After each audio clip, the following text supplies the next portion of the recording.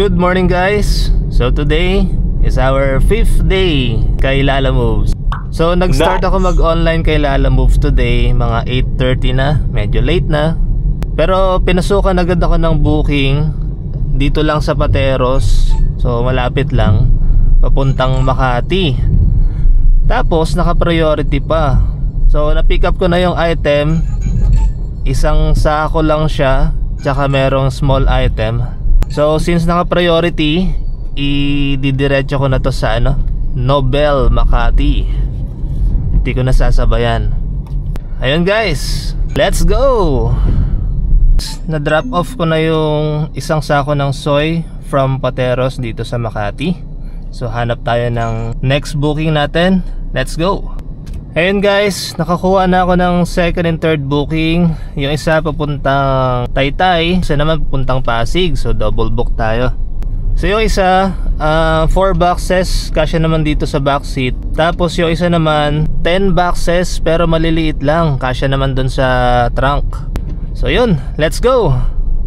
Ayun guys, na-drop off ko na yung second tsaka third booking. Yung isa sa Pasig, yung isa naman sa Taytay. So try ko maghanap ng pang fourth booking dito sa Taytay. Hopefully sana pa BGC or Patagig or Papasig.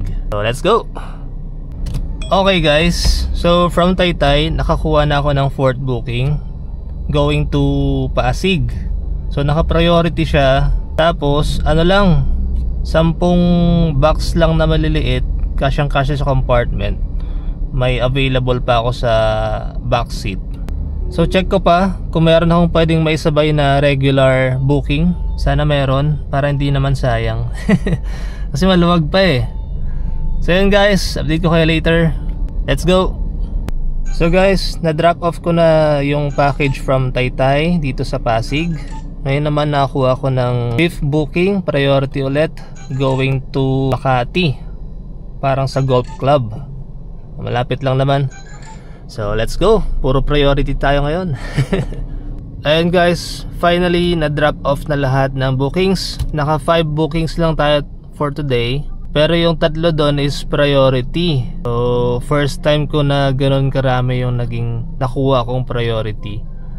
Tapos 2 regular na magkasabay. Ang total kinita ko for today is 1806.40. Nice. So bawas na dyan yung commission ni Lalamove.